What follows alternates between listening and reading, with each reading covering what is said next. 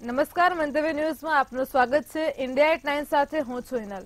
મહત્વના સમાચાર સામે આવી રહ્યા છે। પીએમ મોદીએ રશિયાના રાષ્ટ્રપતિ સાથે વાતચીત કરી છે। તો પીએમ મોદીએ પુતિન સાથે ટેલિફોનિક વાતચીત કરી છે। સમાચાર સામે આવી રહ્યા છે। પુતિનને પીએમ મોદીએ અભિનંદન પાઠવ્યા છે। તો આ અંગે પીએમ મોદીએ એક્સ પર પોસ્ટ પણ કરી છે। તેમણે પુતિન સાથે ટેલિફોનિક વાતચીત પણ કરી છે। રાષ્ટ્રપતિની ચૂંટણીમાં જીત બદલ પીએમ મોદીએ તેમને અભિનંદન પાઠવ્યા છે। તો પીએમ મોદીએ રશિયાના રાષ્ટ્રપતિ સાથે વાતચીત કરી છે। બ્રેકિંગ ન્યૂઝ સામે આવી રહ્યા છે। પીએમ મોદીએ પુતિન સાથે ટેલિફોનિક વાત કરી છે। તો પુતિનને પીએમ મોદીએ અભિનંદન પણ પાઠવ્યા છે। આ અંગે પીએમ મોદીએ એક્સ પર પોસ્ટ પણ કરી છે।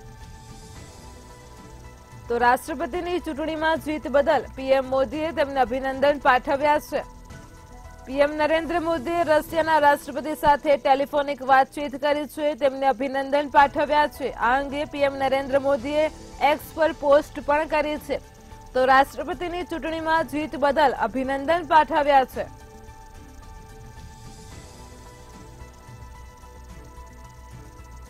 પીએમ નરેન્દ્ર મોદીએ રશિયાના રાષ્ટ્રપતિ સાથે વાતચીત કરી તેમને અભિનંદન પાઠવ્યા છે।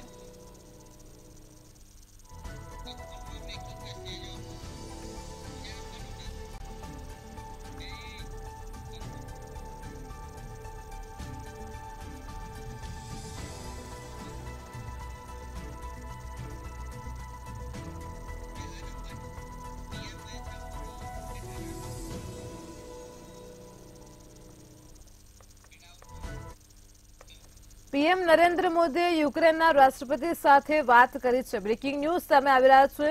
પીએમ નરેન્દ્ર મોદીએ યુક્રેનના રાષ્ટ્રપતિ સાથે વાત કરી। રશિયા યુક્રેનના યુદ્ધને લઈને પીએમ નરેન્દ્ર મોદીએ યુક્રેનના રાષ્ટ્રપતિ સાથે વાત કરી છે। તો ભારતના સમર્થન વિશે પણ તેમણે માહિતી આપી છે। યુક્રેનના રાષ્ટ્રપતિ ઝેલેન્સ્કી સાથે વાત કરી છે। રશિયા યુક્રેન યુદ્ધને લઈને પીએમ નરેન્દ્ર મોદીએ યુક્રેનના રાષ્ટ્રપતિ ઝેલેન્સ્કી સાથે વાત કરી છે। ભારતના સમર્થન વિશે માહિતી પણ આપી છે।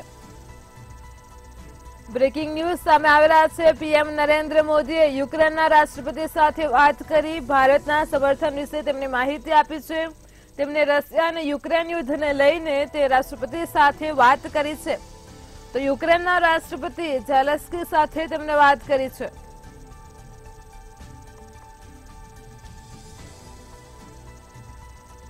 પીએમ નરેન્દ્ર મોદીએ રશિયા યુક્રેન યુદ્ધને લઈને યુક્રેનના રાષ્ટ્રપતિ ઝેલેન્સ્કી સાથે વાત કરી છે। તેમને ભારતના સમર્થન વિશે માહિતી આપી છે।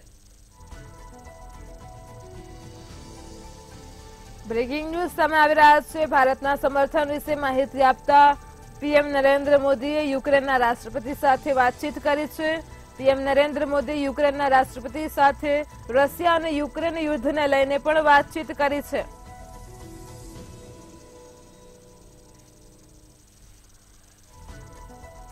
રશિયા યુક્રેન યુદ્ધને લઈને પીએમ નરેન્દ્ર મોદીએ વાત કરી છે। યુક્રેનના રાષ્ટ્રપતિ સાથે તેમને વાત કરી છે।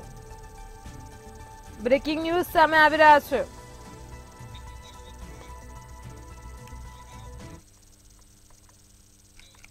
લોકસભા ચૂંટણીના પ્રથમ તબક્કા માટે આજે જાહેરનામું બહાર પાડવામાં આવ્યું છે। આગામી 2024ની લોકસભાની ચૂંટણી આવી રહી છે। તો 102 લોકસભા બેઠકો પર ફોર્મ ભરવાની તારીખ જાહેર કરવામાં આવી છે। ઉમેદવારોના નામાંકન ભરવાની પ્રક્રિયા શરૂ થઈ ગઈ છે। આ પ્રથમ તબક્કા માટે 27 માર્ચ સુધી નામાંકન કરાશે। 28 માર્ચે ફોર્મની ચકાસણી કરવામાં આવશે। લોકસભાની ચૂંટણીના પ્રથમ તબક્કા માટે જાહેરનામું બહાર પાડવામાં આવ્યું છે। ચીફ ઇલેક્શન કમિશનરે જાહેરનામું બહાર પાડતા જણાવ્યું છે 102 લોકસભાની બેઠકો માટે ઉમેદવારોના નામાંકન ભરવાની પ્રક્રિયા શરૂ થઈ છે। જે તારીખો સામે આવી રહી છે 27 માર્ચ સુધી નામાંકન કરી શકાશે, જે પ્રથમ તબક્કો છે। 28 માર્ચે ફોર્મની ચકાસણી કરવામાં આવશે।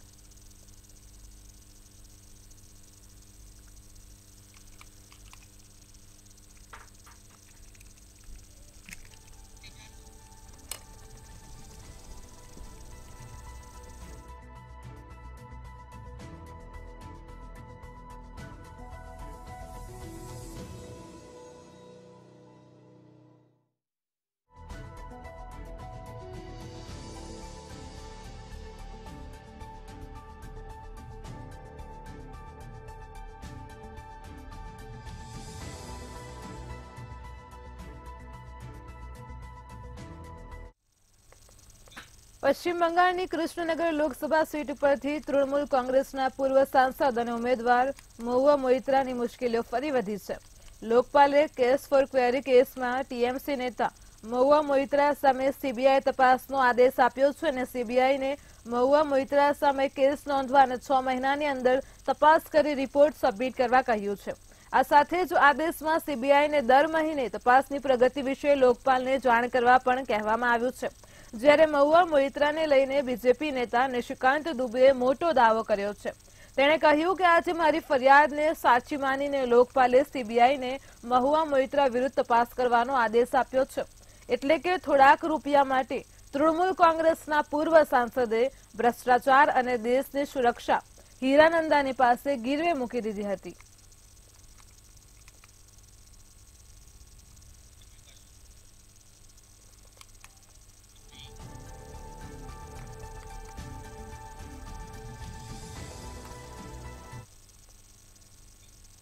દેશમાં બુલેટ ટ્રેન ક્યારે દોડશે તેની આતુરતાથી રાહ જોવાઈ રહી છે. જો કે આ મુદ્દે હવે રેલવે મંત્રી અશ્વિની વૈષ્ણવનો જવાબ સામે આવ્યો છે.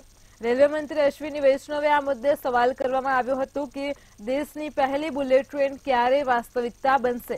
ત્યારે તેમણે કહ્યું કે આગામી 2 વર્ષમાં જ બુલેટ ટ્રેન મુસાફરો માટે ઉપલબ્ધ થઈ જશે. અમદાવાદ મુંબઈ બુલેટ ટ્રેન 2026માં પાટા પર દોડશે. તો કેન્દ્રીય મંત્રીએ કહ્યું કે ભારતની પ્રથમ બુલેટ ટ્રેન 2026માં તૈયાર થશે અને સુરતના એક સેક્શન પર દોડશે.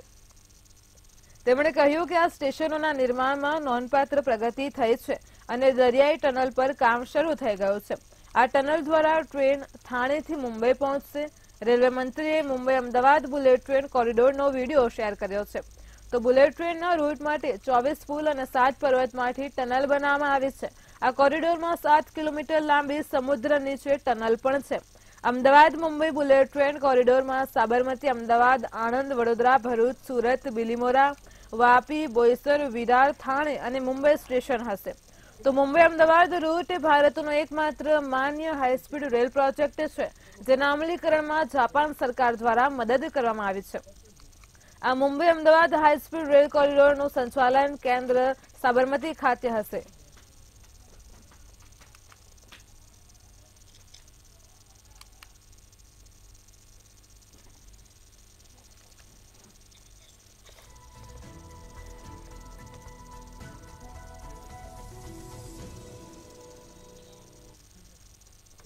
ઉત્તર પ્રદેશના બદાયુમાં 2 બાળકોની ચકચારી હત્યાનો બનાવ સામે આવ્યો છે. તો બદાયુની બાબા કોલોનીમાં મંગળવારે સાંજે 2 સગા ભાઈઓની અસ્ત્ર વડે ગળું કાપીને હત્યા કરવામાં આવી હતી. મૃતકોની ઉંમર 14 અને 6 વર્ષની છે. આ ઘટનાથી રોષે ભરાયેલા ટોળાએ હોબાળો મચાવ્યો હતો. બાઇક અને દુકાનમાં તોડફોડ કરવામાં આવી હતી. મંદી સમિતિ પોલીસે કાર્યવાહી કરી એક આરોપી સાજિદને એન્કાઉન્ટરમાં ઠાર કર્યો છે, જ્યારે અન્ય આરોપી હજુ પણ ફરાર છે. તો બંને આરોપીઓ પણ ભાઈઓ છે. આ ઘટના બાદ વિસ્તારમાં તણાવ વધી ગયો છે. પોલીસ અને વહીવટી તંત્રએ શાંતિ સ્થાપવાની અપીલ કરી છે. તો જો કે આ ઘટનાનું કારણ હજુ સુધી બહાર આવ્યું નથી. મૃતક બાળકોની માતા સંગીતાએ કહ્યું, સાજિદ અને જાવેદ બાઇક પર મારા ઘરે આવ્યા હતા. જાવેદ બહાર બાઇક લઈને ઊભો હતો. સાજિદ ઘરની અંદર આવ્યો, કહ્યું કે ભાભી, મારી પત્નીની ડિલિવરી થવાની છે, તે હોસ્પિટલમાં દાખલ છે, મને 5000 રૂપિયા આપો. તો મેં સાજિદને પૈસા આપ્યા અને પછી મેં તેમને ચા પીવા કહ્યું. હું ચા બનાવવા ગઈ તો સાજિદે મને કહ્યું કે હું ખૂબ જ નર્વસ છું, હું છત પર જઉં છું. છત પર જઈને સાજિદે મારા બંને બાળકોની હત્યા કરી નાખી. આ હત્યાનું કારણ જાણવા મળ્યું નથી. મારો એ લોકો સાથે કોઈ વિવાદ નથી. બદાયુના ડીએમ મનોજકુમારે કહ્યું કે અમને માહિતી મળી છે કે મંડી કમિટી ચોકી પાસે બાબા કોલોનીમાં એક વ્યક્તિએ ઘરમાં ઘૂસીને 11 અને 6 વર્ષના 2 નાના બાળકોની હત્યા કરી નાખી છે અને ત્યારબાદ લોકોને શાંતિ જાળવવા માટે કહેવામાં આવ્યું છે. આ બંને બાળકોના મૃતદેહને પોસ્ટમોર્ટમ માટે મોકલી દેવામાં આવ્યા છે. આરોપી પોલીસ એન્કાઉન્ટરમાં માર્યો ગયો છે. આ ઘટનામાં તેનો એક ભાઈ પણ સામેલ હોવાનું કહેવાય છે. આ બાબતે તપાસ ચાલુ છે. તો આરોપીઓએ જ્યાં 2 ભાઈઓની હત્યા કરી હતી તે ટેરેસને પોલીસે સીલ કરી દીધું છે.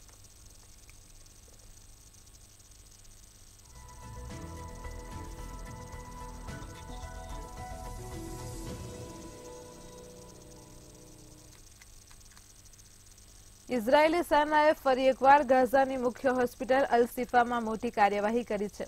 તો ઇઝરાયેલે હમાસના 20 આતંકવાદીઓને ઠાર કર્યા હોવાના તેમજ 200 શંકાસ્પદ લોકોની ધરપકડ કરી હોવાના દાવા કર્યા છે. આઈડીએફે કહ્યું છે કે અલ-શિફા હોસ્પિટલમાં આતંકી પ્રવૃત્તિ ચાલતી હોવાની સૂચના મળ્યા બાદ આ કાર્યવાહી કરાઈ છે. અલ-શિફા હોસ્પિટલ ગાઝાની સૌથી મોટી હોસ્પિટલ છે. યુદ્ધ બાદ ઉત્તર ગાઝામાં આ માત્ર એક હોસ્પિટલ બચી છે અને તેમાં પણ આંશિક આરોગ્ય સુવિધા અપાઈ રહી છે. આ ઉપરાંત ઇઝરાયેલી હુમલામાં ઘરવિહોણા હજારો લોકોએ હોસ્પિટલોમાં આશરો લીધો છે.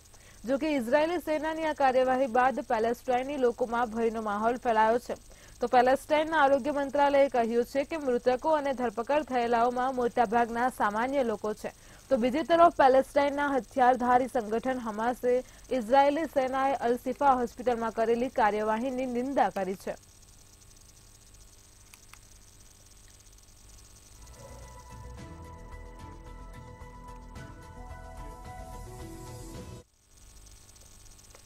હોંગકોંગે નવો રાષ્ટ્રીય સુરક્ષા કાયદો પસાર કર્યો છે. આ કાયદામાં વિવિધ કેસોમાં સખત સજાની જોગવાઈ છે.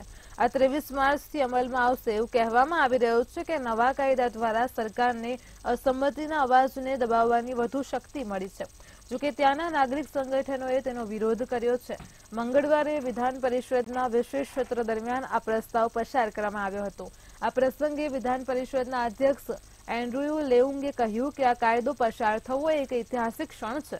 આ કાયદામાં રાષ્ટ્રીય સુરક્ષા માટે ખતરા સાથે સંબંધિત કેસ માટે ખૂબ જ કઠોર સજાની જોગવાઈઓ છે. આમાં રાજદ્રોહ માટે આજીવન કેદના નિયમોનો સમાવેશ થાય છે.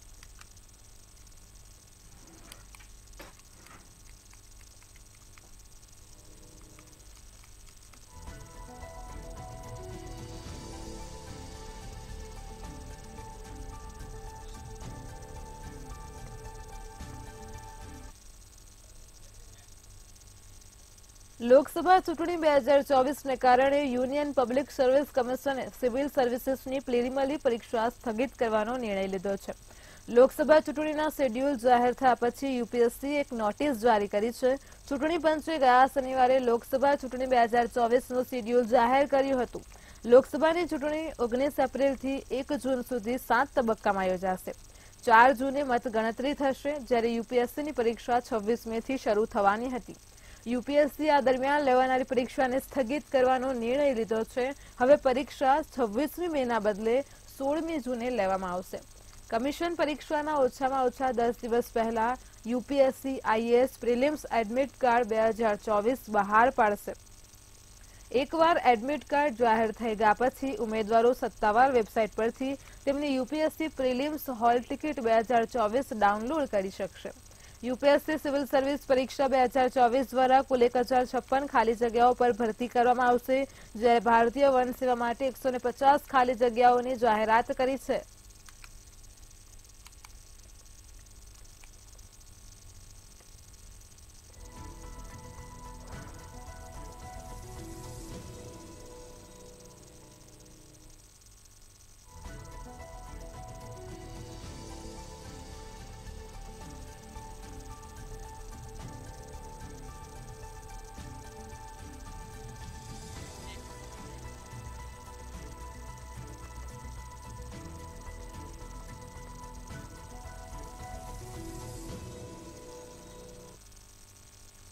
આધ્યાત્મિક ગુરુ સદગુરુ જગ્ગીની તબિયત લથડી છે. બ્રેકિંગ ન્યૂઝ સામે આવી રહ્યા છે. આધ્યાત્મિક ગુરુ સદગુરુ જગ્ગી વાસુદેવની તબિયત લથડી છે. છેલ્લા 4 અઠવાડિયાથી મગજમાં સતત દુખાવો રહેતા તેમને દાખલ કરાયા છે. તો ગુરુ જગ્ગી વાસુદેવની ઇમરજન્સી બ્રેન સર્જરી કરવામાં આવી છે. દિલ્હીની એપોલો હોસ્પિટલમાં હાલ તેઓ સારવાર હેઠળ છે. ડોક્ટરોની વિશેષ ટીમ દ્વારા હાલ તેમની ખાસ દેખરેખ પણ રખાઈ રહી છે. તો આધ્યાત્મિક ગુરુ સદગુરુ જગ્ગી વાસુદેવની તબિયત લથડી છે. છેલ્લા 4 અઠવાડિયાથી મગજમાં સતત દુખાવો રહેતા તેમને દાખલ કરાયા છે. દિલ્હીની એપોલો હોસ્પિટલમાં હાલ તેઓ સારવાર હેઠળ છે. ગુરુ જગ્ગી વાસુદેવની ઇમરજન્સી બ્રેન સર્જરી કરાવવામાં આવી છે. ડોક્ટરોની વિશેષ ટીમ દ્વારા હાલ તેમની ખાસ દેખરેખ રખાઈ રહી છે. આધ્યાત્મિક ગુરુ સદગુરુ જગ્ગી વાસુદેવની તબિયત લથડતા તેમને દિલ્હીની એપોલો હોસ્પિટલમાં દાખલ કરવામાં આવ્યા છે. હાલ તેઓ ત્યાં સારવાર હેઠળ છે. છેલ્લા 4 અઠવાડિયાથી તેમને મગજમાં સતત દુખાવો રહેતો હતો. તો ગુરુ જગ્ગી વાસુદેવની ઇમરજન્સી બ્રેન સર્જરી પણ કરવામાં આવી છે। ડોક્ટરોની વિશેષ ટીમ દ્વારા હાલ તેમની ખાસ દેખરેખ રખાઈ રહી છે।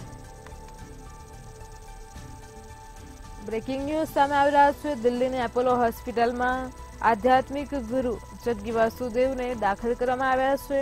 તેમની તબિયત લથડી છે, તો છેલ્લા 4 અઠવાડિયાથી મગજમાં સતત દુખાવો રહેતો હતો। તે દરમિયાન તેમને હવે દાખલ કરાયા છે। દિલ્હીની એપોલો હોસ્પિટલમાં હાલ તેઓ સારવાર હેઠળ છે। ગુરુ જગ્ગી વાસુદેવની ઇમરજન્સી બ્રેન સર્જરી પણ કરવામાં આવી છે, તો ડોક્ટરોની વિશેષ ટીમ દ્વારા હાલ તેમની ખાસ દેખરેખ રખાઈ રહી છે।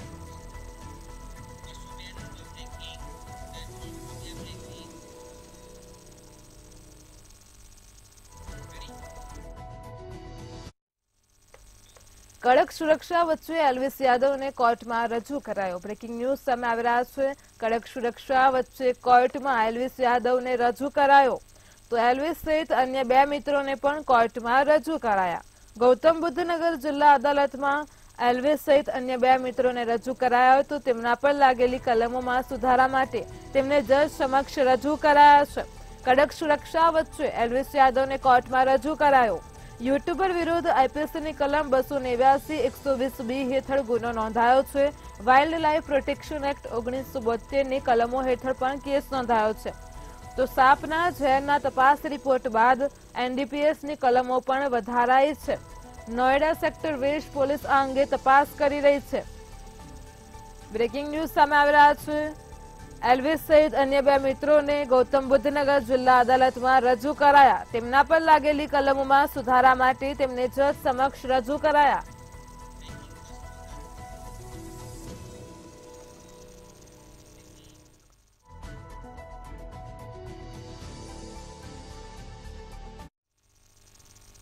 છત્તીસગઢના કોરબામાં વાવાઝોડાનો હાહાકાર જોવા મળ્યો છે। તો છત્તીસગઢથી બ્રેકિંગ ન્યૂઝ સામે આવી રહ્યા છે। વાવાઝોડાનો હાહાકાર જોવા મળ્યો છે। કોરબામાંથી ઘટના સામે આવી રહી છે। કોરબાની શાળાની છત ધરાશયી થઈ છે, તો મધ્યાહન ભોજન લેતા સમયે આ ઘટના બનવા પામી છે। છત્તીસગઢના કોરબામાં વાવાઝોડાએ હાહાકાર મચાવ્યો છે। છત ધરાશયી થતા 11 બાળકો ઈજાગ્રસ્ત થયા છે। ઈજાગ્રસ્ત બાળકોને સારવાર હેઠળ હોસ્પિટલ ખસેડ્યા છે, તો 6 બાળકોને રજા અપાઈ છે। 5 બાળકો હજુ પણ સારવાર હેઠળ છે। પતરાવાળી છત પર પ્રતિબદ્ધ છતાં આવી બેદરકારી કેમ, આ મોટો સવાલ ઉભો થઈ રહ્યો છે। છત્તીસગઢના કોરબાની શાળામાં છત ધરાશયી થવાની ઘટના સામે આવી છે। વાવાઝોડા દરમિયાન આ ઘટના બનવા પામી છે।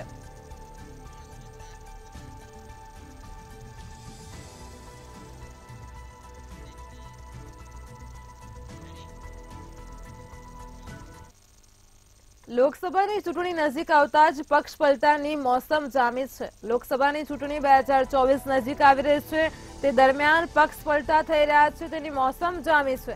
તો દાનિશ અલીએ કોંગ્રેસનો હાથ પકડ્યો છે।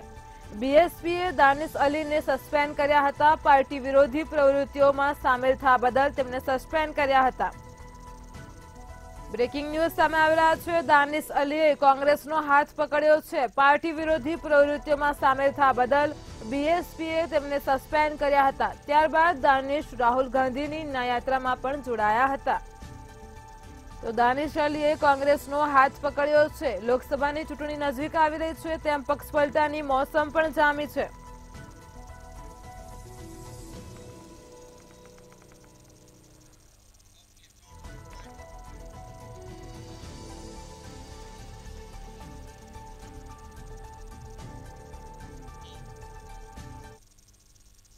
કોંગ્રેસમાં લાલસિંહની વાપસી થઈ છે। બ્રેકિંગ ન્યૂઝ સામે આવી રહ્યા છે। ફરી એકવાર લાલસિંહની વાપસી થઈ છે। બ્રેકિંગ ન્યૂઝ સામે આવી રહ્યા છે, તો કોંગ્રેસના સાંસદ લાલસિંહની કોંગ્રેસમાં વાપસી થઈ છે।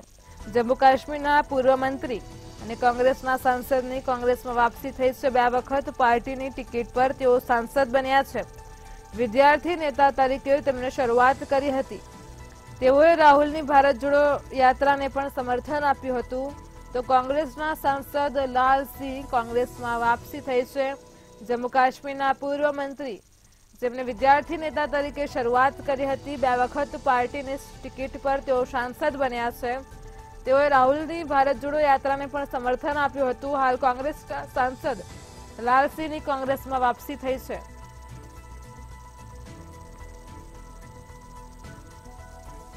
જમ્મુ કાશ્મીરના પૂર્વ મંત્રી અને કોંગ્રેસના સાંસદ લાલસિંહની કોંગ્રેસમાં વાપસી થઈ છે। 2 વખત પાર્ટીની ટિકિટ પર તેઓ સાંસદ બન્યા હતા। તો તેઓએ રાહુલની ભારત જોડો યાત્રાને પણ સમર્થન આપ્યું હતું। વિદ્યાર્થી નેતા તરીકે તેમણે શરૂઆત કરી હતી। બ્રેકિંગ ન્યૂઝ સામે આવી રહ્યા છે। કોંગ્રેસના સાંસદ લાલસિંહની કોંગ્રેસમાં વાપસી થઈ છે।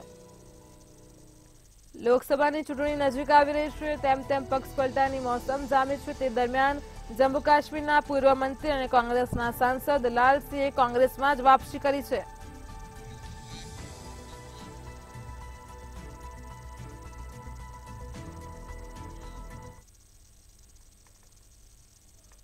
હિમાચલમાં કોંગ્રેસને ઝટકો મળ્યો છે। બ્રેકિંગ ન્યૂઝ સામે આવી રહ્યા છે। હિમાચલથી કોંગ્રેસને ઝટકો મળ્યો છે।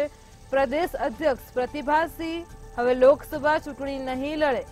તો પ્રદેશ અધ્યક્ષનો ચૂંટણી નહીં લડવાનો નિર્ણય સામે આવી રહ્યો છે। દિલ્હી CWC સાથે બેઠક કરીને પરત ફરેલા પ્રતિભાસિંહે વાત કરી છે।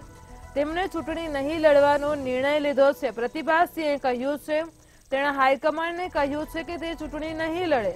તો હિમાચલમાં કોંગ્રેસને ઝટકો મળ્યો છે। કોઈ સામાજિક કાર્યકર દેખાતો જ નથી જે પાર્ટી માટે કામ કરશે તેવું પ્રતિભાસિંહનું કહેવું છે। પ્રતિભાસિંહે ફરી એકવાર પોતાની સુખુ સરકાર પર નિશાન સાધ્યું છે। તેમણે જણાવ્યું છે કે અમારા કાર્યકરો નિરાશ છે। માત્ર શબ્દ ભંડોળની વહેંચણી કરીને ચૂંટણી લડી શકાતી નથી। તો પ્રદેશ અધ્યક્ષ પ્રતિભાસિંહે ચૂંટણી નહીં લડવાનો નિર્ણય બતાવ્યો છે। તેમણે વાત કરી છે। દિલ્હી CWC સાથે બેઠક કરીને પરત ફરેલા પ્રતિભાસિંહે વાત કરતા જણાવ્યું છે, તેમણે ફરી એકવાર પોતાની સુખુ સરકાર પર નિશાન સાધ્યું છે। કોઈ સામાજિક કાર્યકર દેખાતો જ નથી જે પાર્ટી માટે કામ કરશે। સાથે જ તેમણે જણાવ્યું છે કે અમારા કાર્યકરો નિરાશ છે। માત્ર શબ્દ ભંડોળની વહેંચણી કરીને ચૂંટણી લડી શકાતી નથી।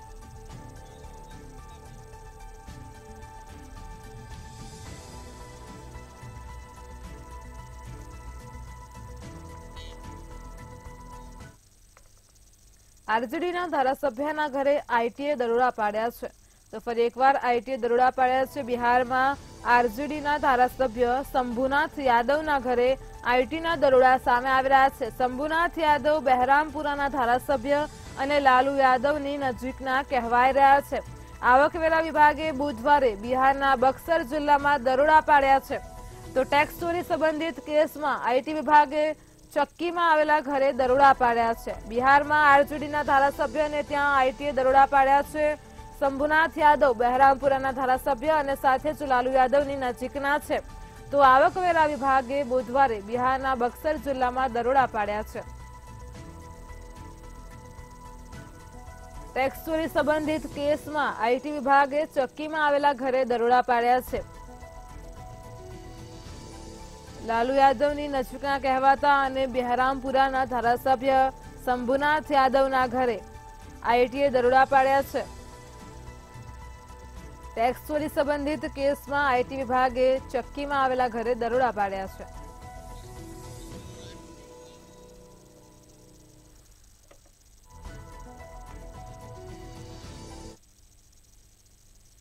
બાબા બર્ફાનીના ભક્તો માટે મોટા સમાચાર સામે આવ્યા છે। અમરનાથની યાત્રાને લઈને સમાચાર સામે આવી રહ્યા છે। બાબા બર્ફાનીના ભક્તો માટે યાત્રા હવે સુગમ થશે। તો અમરનાથ ધામ યાત્રા 29 જૂનથી શરૂ થશે। આ યાત્રા 19 ઓગસ્ટ સુધી ચાલશે। બ્રેકિંગ ન્યૂઝ સામે આવી રહ્યા છે। બાબા બર્ફાનીના ભક્તો માટે મોટા સમાચાર સામે આવ્યા છે। ફરી એકવાર અમરનાથ યાત્રા શરૂ થશે। આગામી 29 જૂનથી આ યાત્રા શરૂ થશે, જે આ યાત્રા 19 ઓગસ્ટ સુધી ચાલશે। તો બાબા બર્ફાનીના ભક્તો માટે આ યાત્રા હવે સુગમ રહેશે। બાબા બર્ફાનીના ભક્તો માટે મોટા સમાચાર આવ્યા છે। અમરનાથ ધામ યાત્રા આગામી 29 જૂનથી શરૂ થશે।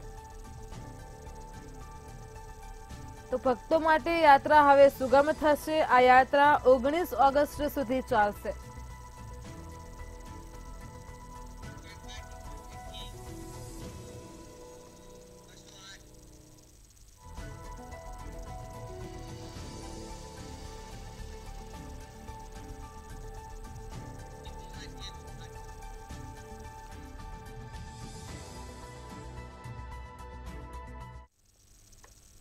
ઝારખંડમાં ઇન્ડિયા ગઠબંધનમાં સીટોની વહેંચણી થઈ ગઈ છે, જેમાં મોટાભાગની બેઠક પર કોંગ્રેસના ઉમેદવારો લડશે.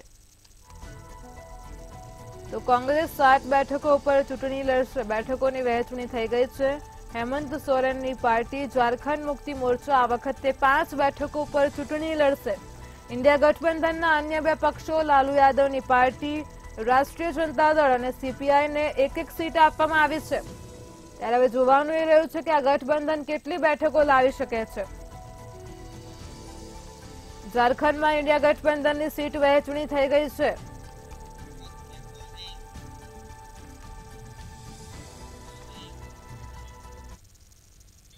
India@9 માં હાલ આટલું જ. પડે પણની અપડેટ માટે જોડાયેલા રહો મંતવ્ય ન્યૂઝ સાથે. નમસ્કાર.